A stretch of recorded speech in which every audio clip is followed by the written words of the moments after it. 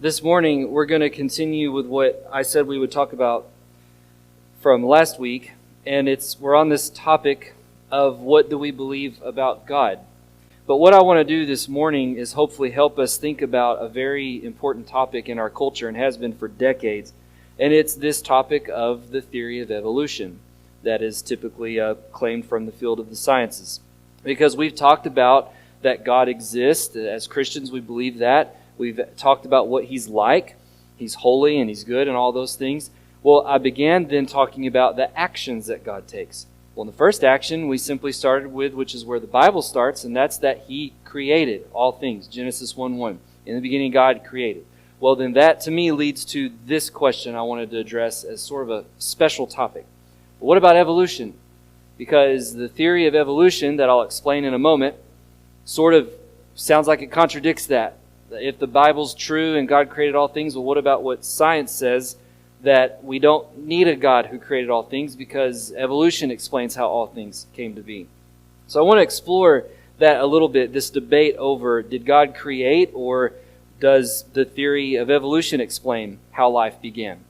I won't get in the weeds. There's a lot more that I could say. If you're a person of science and you've studied this, then my disclaimer to you is I'm just hitting the highlights. There's a lot more that could be said, but I'm not going to go into that. But what I want to do for us in a spiritual manner is just give you the tools and the resources to think in a healthy way about this concept of evolution that is taught in our school system. I think there's a validation for having sermons or messages like this. I was struck with Jesus' words in Mark 12:30. It says, "You shall love," this is Jesus talking again, "you shall love the Lord your God with all your heart, with all your soul," but notice he says, "with all your mind." And that's always stood out to me. Because Jesus could have just said, "Love God with all your heart," and that would have been enough. He could have said, "Love God with all your strength." But He threw in your mind. So I take Jesus to mean this. Don't just love God with all that you have, your emotions and your effort and your energy, your affections. You should. But I think Jesus was saying in another way, you need to be sure you think rightly. You need to think the right things. Because to think wrongly dishonors God. But to think rightly honors God. And I think that's what we're doing here today is, I want to be fair. Evolution is not, we're talking a little science this morning. You might say, what about the Bible? I'm going to do a little bit of both. But I just want to remind you, this is why I'm doing this though. I want to help us think rightly and honor God with our mind when it comes to things that we're hearing about from science as well. So, you may say you don't struggle with believing in evolution. And if you don't, that's fine, that's good. But I promise you this, someone you know does. Your children, your grandchildren, a cousin, a friend, someone you know, whether they've said it or not, has these thoughts. I want to believe the Bible, but I was taught evolution, and the two don't seem to fit. I'd like to be religious and follow God and follow, the church and honor those things, but then I hear things from science that pull against that. And people are left with a real dilemma because we're kind of taught in society, science is science. You just follow the science, they say. Because science can't be wrong, right? Like science is just, it's science. It's just data. It's not religion. It's not faith. That's how the argument goes. So we're sort of left with this dilemma. If science says something on the one hand and you read your Bible on the other and you think they butt heads, there's this tug of war in your heart and mind. What should we do? Some have tried to answer this in various ways, and rightly or wrongly, but that's kind of why I want to stress this morning. I want to give you a way to think about this. You may not struggle with it, but maybe it'll help you have a conversation with someone that comes up in your family or friend group that does. Evolution as a theory, I'll explain it in a moment. Let me give you quickly the background. It actually used to be illegal in our country to teach evolution in schools. Then there was something called the Scopes Trial in the year 1925 in the state of Tennessee, and a school teacher of biology went against the law, and he taught evolution as fact in his class. And according to the state law, he was put to trial. But what happened at this trial is the media took hold of it. And the media ran with this. And what they ran with was this idea, they sort of painted the preachers and the theologians as buffoons who just believe the Bible against the science, which was portrayed as, well, this is real evidence. So the media sort of took that Scopes trial and said, you've got the religious nut jobs versus the science who are dealing with fact. Well, since that time, that's when states began to change their laws. And to our present day, and it's been this way for many years now, all 50 states teach evolution in the school system. Now, there's still a little bit of leeway, as I read and understand the law. Schools can have a little leeway to look at their curriculum. But the problem for schools is, if they're bound to accreditation bodies and boards of education and things, well, they're typically going to say, hey, your curriculum must teach biological evolution, or you're penalized. You can't do that. So I'm stressing this. You may know this. You may have been taught it. I was taught it.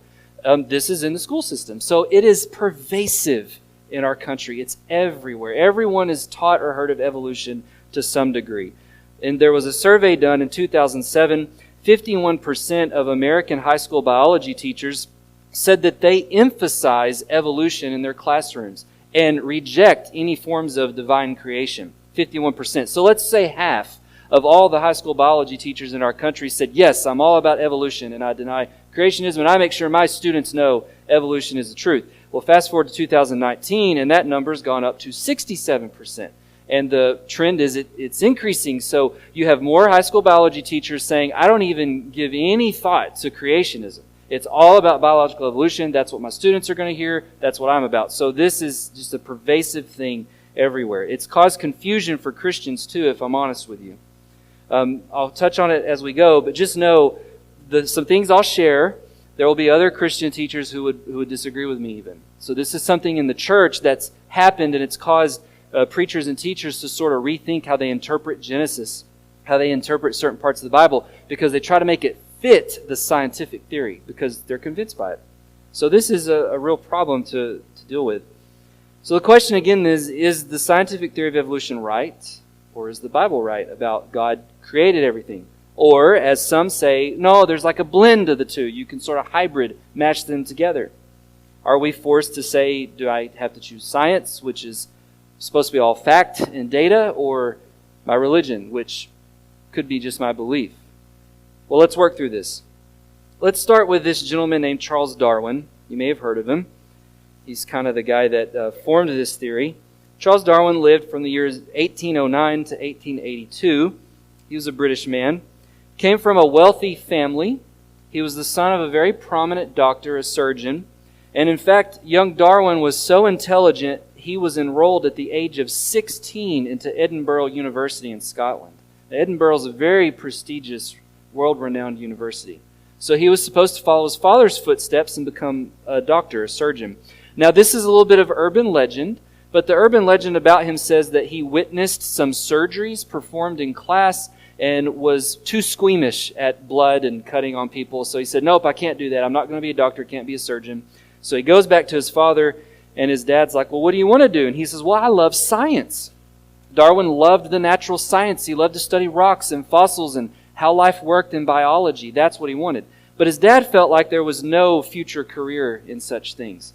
So he made Darwin enroll in theology school in Cambridge. Again, another prestigious institution. So catch this, because a lot of people don't know this, but Darwin was enrolled in basically their version of seminary to become an Anglican priest if he were to keep going on the track. But while he was there, he still couldn't get over the fact that he just loved the sciences. He didn't have an interest in theology. That was his dad's idea. He loved the sciences. Well, he wound up eventually convincing his father that he could make a career as a scientist of sorts. So he changed his degree. When he graduated, he was accepted by the British Navy to serve on a ship. And this ship was going to take a 5-year voyage around South America. And what the ship's purpose was to map the coastline of South America. You got to remember, way back then, no satellites and all that. So they were literally sailing ships around coastline and mapping it out. When Darwin got a job on there, his job was to, when they would get near the shore, he could go into the land of South America and he could study all the stuff he wanted to study as a scientist and bring it back on the ship. So for 5 years, Darwin was able to go around South America, different islands around there on the coastline and the mainland, all over, and he was collecting fossils and rocks and studying these different creatures and all these animals. And from that, he was able to start forming his theories that we know of today and writing his books and all those things. So here's his main theory that I'm telling you and you've heard of as evolution. Well, what Darwin began to do was question this idea of a God out there that just directly created everything. But he began to question that and said, you know what, I'm not sure that I accept that anymore. He began to think that you could come up with a natural explanation for the origins of life. Not a divine one that required the hand of God, just a natural one. Life just sort of came to be with all the stuff that was there. He theorized that all life forms must have descended from what he kept calling a common ancestor. So Darwin said what he did, to be a little more specific, he kind of looked at different creatures like birds and organisms. And he saw that if he went on the east coast, I'm being simplistic here, if he was on the east side of South America, the birds exhibited certain character traits and features. But then if he was on the west side of South America or on an island, they had different features to them. And so he began to think, there's something about animals that causes them to adapt and change based on their environment, based on the culture, the climate, the geography, all these variables about their environment. And he said, so over time, they kind of change. And then their babies begin to have those genes coded into them. And so generations of babies from these birds, for example, they will have certain traits. And on it goes. He took that idea and thought big picture. Now he said, okay, maybe I found something here. So he theorized that if that's what he saw happening with birds and different organisms, maybe that's what happened with all of life as we know it.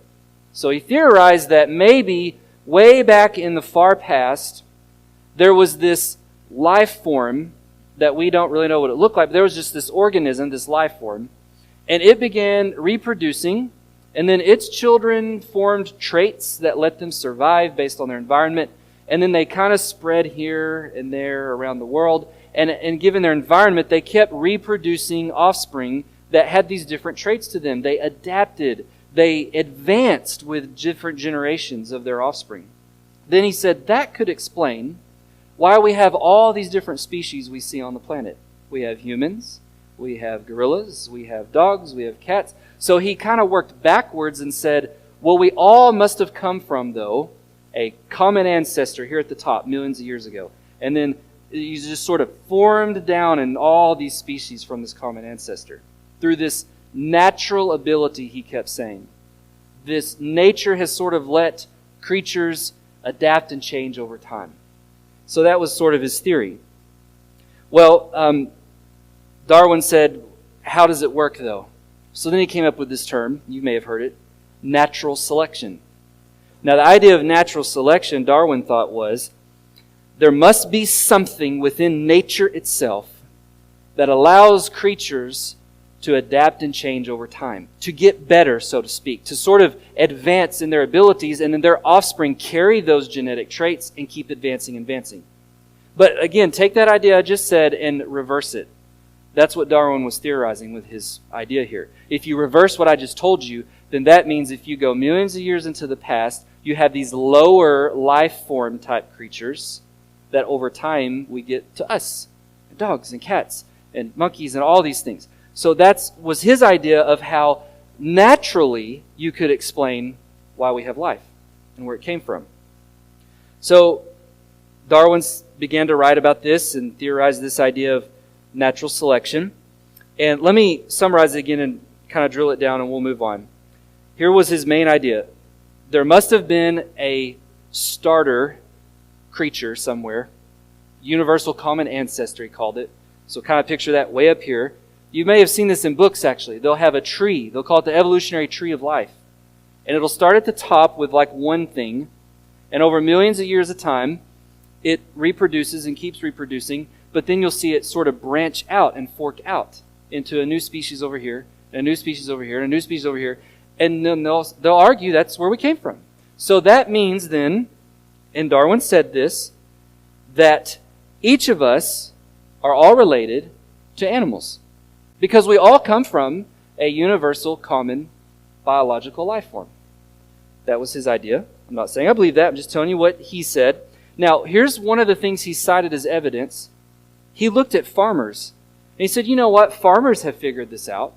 Because farmers can take the farm animals, and they have learned through watching them reproduce and breed, they have learned that they can sort of do different things with the animals to cause them to breed offspring with different features and traits. And so Darwin said, okay, if they can do that, then therefore that must be what's happened on a big picture scale with all of life. We've all come from some other thing way back when that formed out to us. The theory of evolution as it's taught today, it's changed a little bit, but here's how it's still typically taught in schools. They'll say things like this: evolution just means change over time. And that sounds innocent. They'll just say an organism changes as it reproduces, given its environment, it changes over time. Now I want to be fair and say, I think that happens from a scientific standpoint. On a small scale, that's the key. On a small scale. I mean, you may know this, you've experienced this. Genetics, you know of genes. You may have inherited things from your mom or dad or great-grandparents. I mean, that stuff happens. Organisms can adapt and change given their environment and reproduce offspring. But what I'm stressing to you is that happens on a small scale within an individual species. Like dogs, for example, you can crossbreed dogs and get different breeds of dogs, right? But what you can't do is crossbreed a dog with a monkey. What would that get you? I wouldn't try it. But Darwin sort of thought you could cross all these creatures and it just sort of, that's how we have life. And I'm trying to stress to you that yes, there is such a thing as change over time with creatures, but we can't say, like Darwin said, well, that explains all of life, and so we've all evolved from a lower life form. We've just changed over time to be what we are. No, within a particular species, you can have change. But you can't have the species crossing over. I shared with you a week or two ago, and I just want to remind you, if you read in the book of Genesis, chapter 1, when God created, it repeats this phrase. God created the sea creatures according to their kind. God created the birds according to their kind. Everything was created according to its kind.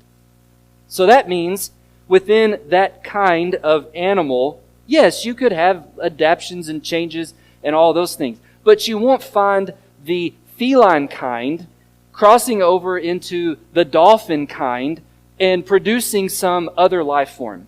That's not possible. But that's kind of what Darwin's theory was thinking along the lines of. But I just want to point out, that's how you'll hear it taught at a most basic level. They'll say, well, why do you doubt evolution? It's just change over time. Yes, it's change over time, but that's not all evolution is saying, though. Evolution goes a lot farther. Here's what else it says as it's taught today. They'll say it's change over time, but now we have natural selection, though. See, natural selection teaches that nature is really all you need. Because within nature, it will cause creatures to change and adapt and form new species of creatures. And then again, like I said earlier, they work backwards and say, this explains all of life. The other thing they'll say is random chance and circumstances. Given enough time and random chances, it was bound to happen. That life would just evolve to the way that it has. Well, sometimes though, like I said, it's if you kind of talk to someone about this, I've had this thrown at me, like, do you deny that creatures change over time? No, I don't deny that. I mean, my German Shepherd will retain his coat in the winter and shed it in the summer. No big deal. I mean, animals adapt. That's true. But what we're saying here is it's a big leap to say, though, to take that little concept in biology and say it proves how life began and how it just formed. And that's kind of what Darwin did. Now, again, in your textbooks, if you look at them, you'll find the little trees, and they're trying to teach us that we all formed from those lower creatures from way back when. But I want to point out another thing. I find it interesting. It seems to me that evolution is claimed to be scientific, and yet when you read it and think about it, it actually sounds very religious. Because this idea of natural selection, they'll even use words like it's this mysterious power within nature that causes these changes to happen.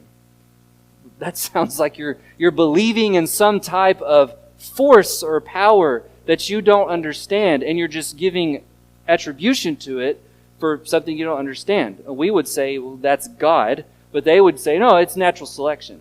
It's nature itself with this kind of power, causing things to happen. Then they say, this is the other big one, the goal of life, therefore, for any organism, including you and I, is to reproduce and survive. That's all any organism tries to do. Make more of itself and survive. They'll say all life forms, including humans, must have descended from a universal common life form ancestor. And then the other thing they'll add is, I stress, you may have heard the age of the earth debate, how old is the earth? Let me just say this to you from just a way to think about that. Everything I just said to you about evolution can only work if the earth is millions and millions, if not billions of years old. So I believe, my personal conviction, is that's why science keeps saying to us, the earth is billions of years old. Why? It has to be, or else this theory can't be true. More on that in a moment. Now, evolution is, to me, without a doubt, it is at odds with the Bible's account of creation. I don't believe you can square the two together. Many have tried, but one of the things that saddens me is I have a couple of my own heroes in Christianity that believe this stuff. And so this is a real issue in the church, I'm stressing to you. They call it theistic evolution. So they believe in God, but they believe God created evolution, and He started the evolutionary process, and He's the force guiding evolution. So they want to believe evolution on the one hand, and also believe God in the Bible on the other, and so they try to bridge the two together. But I want to show you, I really believe that is a significant flaw. Let me quickly share with you, and again, this is a high level of some flaws with evolution. So someone says to you, hey man, why do you deny evolution? It's just science. Well, no, there are some issues here. Let's just think about them logically. The first one is to look at the fossil record. Over years and years, creatures die and they go into the ground and their bones remain, and they call it fossils. They sort of get petrified, and archaeologists and paleontologists dig these things up and they study and analyze the bones. So it's called fossils. If evolution were true, we should have found in the fossil records these particular types of fossils that would be called a transitionary form. Meaning, I'm being simplistic here, but let's say we evolved from chimpanzees. Well, then you would find a skeleton somewhere that is a cross between a chimp and a human. It would show you that the chimpanzee was changing slowly to become a human, and out came a human. But that's not what we find in the fossil record. They haven't found those. They have a chimp and a human. They don't have a half chimp and a half human, or a 1/4 chimp and a quarter human. Now, I want to be fair. You will hear them say that they have. But if you really look at those, they haven't. They have what they theorize are these fossils, but they're not really. So in the fossil record, when I studied this, I found several scientists admitting, who are even evolutionists, that there are massive gaps, they'll call them, in the fossil records. The gaps mean they cannot find the fossil remains proving without a shadow of a doubt that evolutionary theory is true, that there's been a transition from one life form to another. But they'll say things like this: that just means we haven't found it yet. You know what that's called? Faith. I stress that to you because, again, don't let anyone make you think that science is purely the truth, it deals in data, and it removes all religion and faith. That is not true. Plenty of scientists have faith. They have faith that their theory will work out to be true eventually. So they hold on to it, and they keep looking, and they keep looking, and they won't let go. And that's what I found when I researched this, is they have massive gaps in these records and just simply say, we'll figure it out one day, we'll find it. Another thing you may have heard is something called the Cambrian explosion. I would challenge you to look that up if you're interested in this. The Cambrian explosion is a massive layer of fossils that geologists have found. And they call it the Cambrian because of the dating age they gave it. That's not important. The word explosion is what's important. They call it explosion because hundreds and dozens and maybe thousands of fossils were discovered in this fossil layer of the planet Earth. And all these fossils, they began to say, oh, well, what we'll find is these missing fossils that will prove evolution's true. But that's not what they found. What they found in the Cambrian explosion fossils is, again, more gaps. They thought they would find these fossils showing changes from one to the other, from an older life form to a more current. Then they didn't. What they found was the opposite. They found new species that they'd never seen before. Now that is actually the opposite of evolution if it were true. What they should have found are species resembling the older life forms becoming new, but they found brand new species. Some have called this Darwin's dilemma because it doesn't fit with evolutionary theory. Let's look at DNA. That's another flaw in evolution. Evolution would have us believe that if you study human DNA, then you'll find that we're just completely linked to other creatures like chimpanzees. They used to say and teach, I was taught this in school, I remember it, they'd say, hey, humans are 99% like chimpanzees. We share 99% of the genetic traits of chimpanzees. And so when they tell you that, then the mind just thinks, okay, I guess we're related. Well, now the theory keeps changing. Now they claim that humans are 7.7% different than chimpanzees. Now, the thing with the 7.7% is because the differences between us and chimpanzees, some scientists are now admitting the differences are so significant, it's not possible we're related. I found one scientist quoted as saying, the proof that humans are not related to chimpanzees and monkeys is simply this: we do not get their diseases and they do not get our diseases. That should be proof we're not genetically related. So the DNA record has, again, lots of gaps. It doesn't show that we truly come from this common ancestor at the top and we just all formed down from it. The next thing I want to share with you is a phrase. You may have never heard this before, but I think it's a powerful argument against evolution. It's called irreducible complexity. You know, as a human being, you are an incredibly complex creature. Your mind is complex, your body's complex, everything about you is complex. You're not a simple organism. You're very complex. Think about the human body then. If evolution is true, we humans evolved from a lower level life form, meaning we have things about us that it did not have. But that doesn't make logical sense for this reason. What would have evolved first, the brain or the heart? Evolutionary theory would say it slowly evolved over time, but I just want you to think for a second, just use your logic. What came first, the heart or the brain? Well, that's impossible. You had to have both, right, to live. What came first, the stomach or the liver? You have to have both. The point is this: if you took a human body and tried to go back in time and say, well, what creature were we before we evolved to be a human? It's impossible to do that because you would have a creature that cannot biologically live. It has to have a brain and a heart at the same time. It has to have a stomach and a liver at the same time, or it can't exist. So if evolution is true, this lower level life form at some point, it just had a heart, and then it began to adapt and evolved this bigger brain that we have. But again, how is that possible? You get to a point when you look at creatures, they're so complex, you can't reduce them down to a less complex form, and they even possibly have life. It just doesn't make sense. Let's think about the age of the earth. I'll just say this quickly. Science is big on dating our earth as now I think it's up to 5 or 6 billion years old. I'm not going to go into the dating process. That's interesting in and of itself, but I just want to share with you, they'll call this thing radiocarbon dating, and that thing is not foolproof when you study it. And here's why.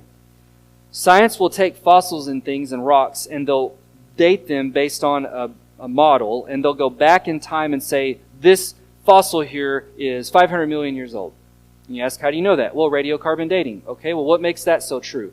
They'll say things like, well, you see, we look at the rate of decay from these carbon atoms, this radioactive decay in this fossil here. But what they assume is that rate of decay must be the same as we see it now forever in the past. But I want to submit to you another thought. What if there was something catastrophic that happened to planet Earth that would alter all those equations for dating rocks and fossils? Well, you read in the book of Genesis something called the flood of Noah, right? If the flood were true, a global flood flooded the whole face of the earth, like Genesis says, if that really happened, then it's actually very possible In fact, it's more probable that explains why we see fossils the way we see them. And they appear as though they are much older than they really are. I've found several scientists saying, and these weren't Christians, they admitted that if the Genesis flood account were true, then yes, it would be possible to find the fossil layers as they see them today, and it would mean that they're not as old as they thought they were. But then guess what they follow up with? But we know that the Genesis flood account's not true. That can't be true. So then they just carry on with their scientific theories. But I just want to stress to you that if something like that happened, and I believe it did, then that would explain the rocks and the fossils the way we see them. Picture like this massive water pressure on the earth instantly killing all these land animals and then petrifying their fossils almost instantly. But science digs them up and says, oh, for it to look like this, being this petrified in the soil layer, oh, that would have taken 100 million years. Well, not if it was under immense water pressure, like the Bible says it would have been, for 40 days.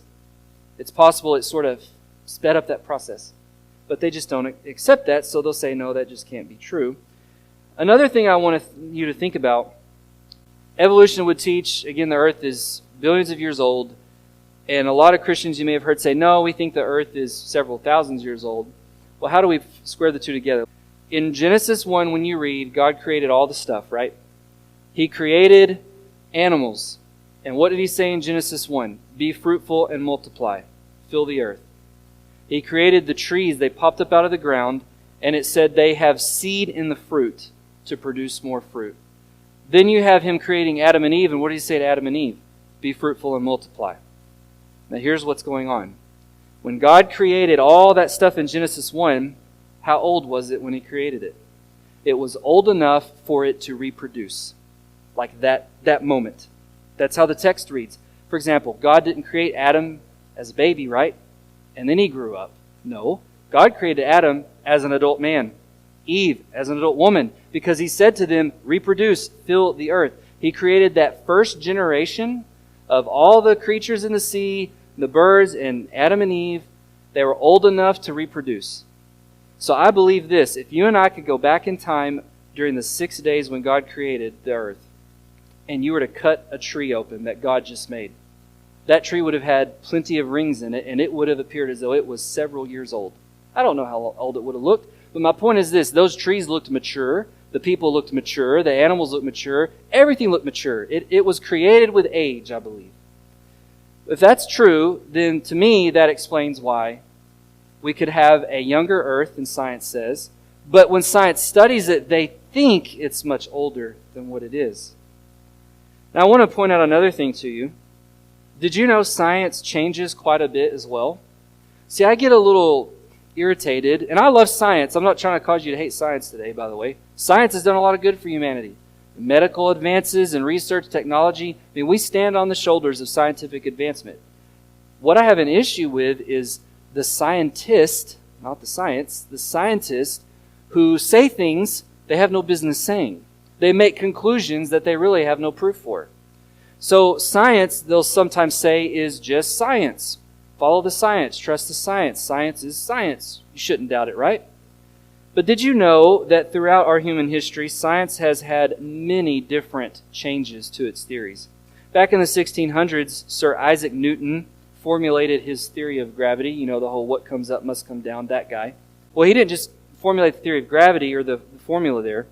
He came up with something that became known as classical mechanics. And in his day, everybody thought that was explaining all of physics, was Newton's classical mechanical theories. But a guy named Albert Einstein came along, and he said, no, he missed some things.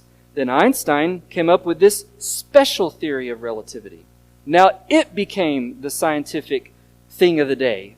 And later on, scientists came around, and now they say, no, Einstein got a few things wrong. Special relativity is not the answer to things. General relativity is. I'm not trying to bore you with terms. I'm just trying to get you to see a pattern.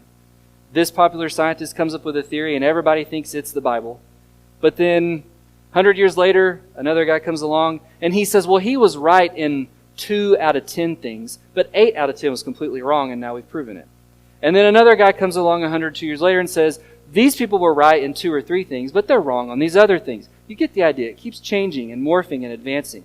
So don't think for a second that just because someone says, believe evolution, why? Well, science has proven it. No, they haven't. Science has theorized it. They think that's their theory. That makes sense. But how do I know that 200 years from now, some scientists won't come along and say, man, Darwin really missed it. He really missed it. Because they did it with Isaac Newton. They did it with Albert Einstein. And on it goes. What are the consequences if evolution were true, though? Let's think for a moment and pretend it is true. What's the big deal, though? Is it a problem? Here's some issues, I think, though. If evolution is true, life, as we know it, would have no purpose. No purpose at all.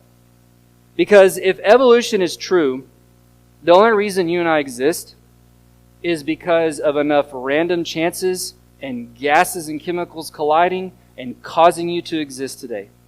No God needed, no purpose. It's just, seriously, this is how it would work. Your life and my life would be the sheer product of happenstance. That's why you're here, is you just happen to work out this way. Well, evolution would say that if you accept it, is there's no real purpose. It's just how life worked out. The other bigger thing to me, if evolution's true, there's no such thing as morals and ethics. There's no good and evil. There's no right and wrong. We all know what Adolf Hitler did. Genocide and the Jews and World War II and all that. If evolution's true, though, who could say Hitler was evil for what he did? Hitler just did what he did. That's all it was. Because there's no real evil. There's just people doing what people do. And Hitler just thought that's what he should do. Hitler thought by exterminating the Jews, he was getting rid of a lower form of humanity. It's a very racist idea. But that's what Hitler thought, and he accepted evolution. So again, evolution, if you accept it, you have no basis for your morals. You have no basis for right or wrong. You have no purpose for life. It's funny to me, I think Darwin defeated his own theory of evolution.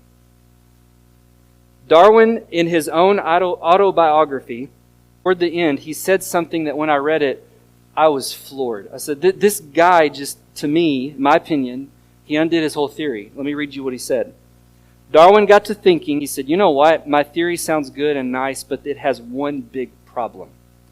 And Darwin said, the problem is, how, if evolution is true, can you trust your own mind? And here's what he meant. If evolution's true, the thoughts you have are simply the product of whatever nature wanted you to think.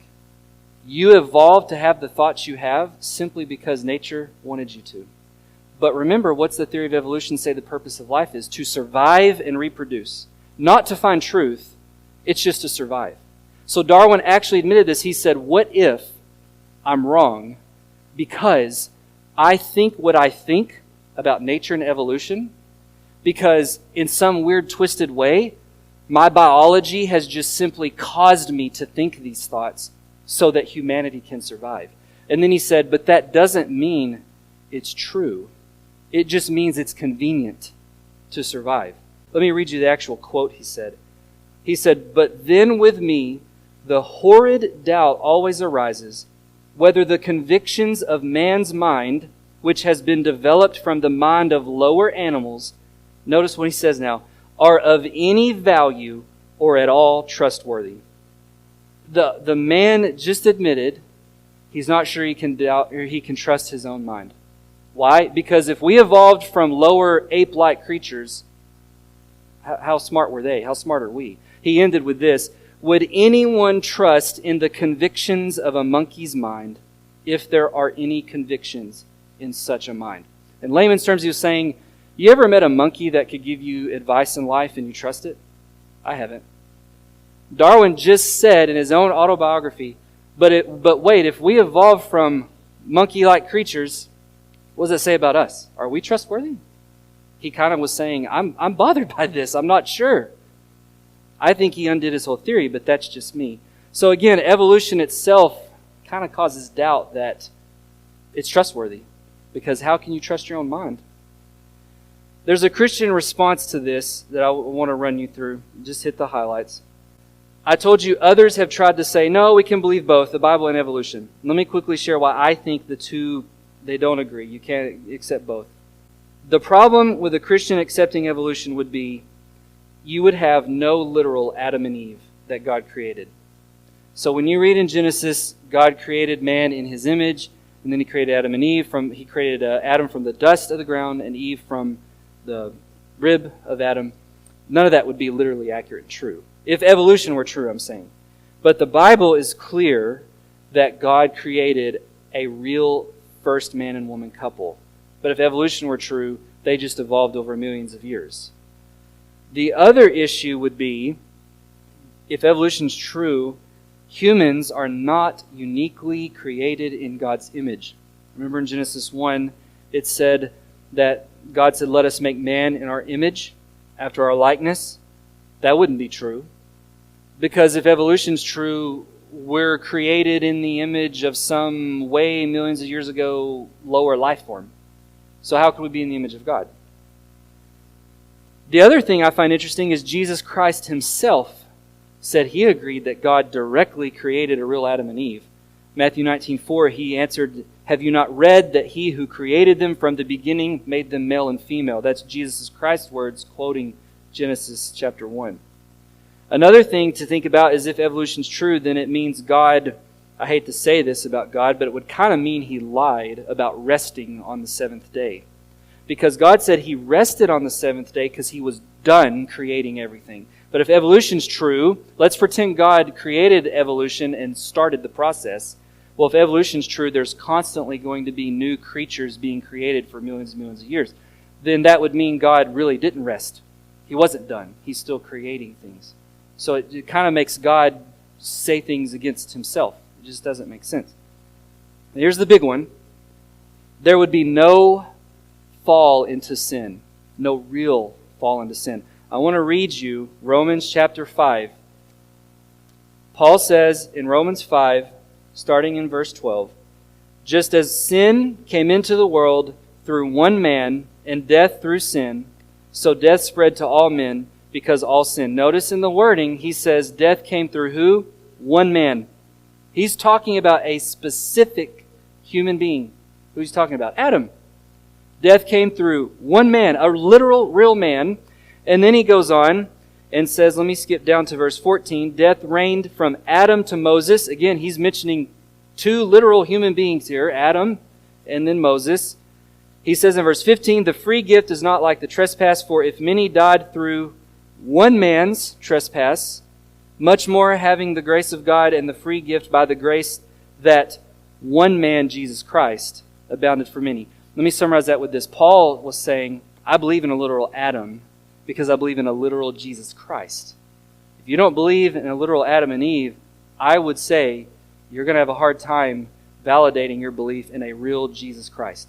Because Paul said both are accepted together. Because you have to believe there was a real Adam created by God who fell into sin, and through him sin spread to all humans, and then a real man, Jesus Christ, came and died for those sins. So to me, evolution violates those things. The issue that's going on here, if you go to Romans 1 and read, you'll find Paul says something like this. Why then is culture so fascinated with theories like evolution? Because here I am saying to you, it's so easy to find the flaws. Well, then why don't the scientists see it? There's actually a simple answer to that. It's a spiritual problem. It's all a spiritual battle. Paul says in Romans 1 that people loved their sin, they suppressed the truth because of their sin, and then he says they worship the creation rather than the Creator. Evolution, I believe this with all my heart, it is a religion. It is a religion of worshiping nature. That's all it is. Rather than the God who created nature. And there's a big difference. Scientists have to have faith just like you have to have faith in things. What's the big deal with evolution? Again, I do believe it depends on if you're going to accept what the Bible literally says is true, and that leads to, do you literally accept in what it says about our sin and our need for salvation in Jesus Christ?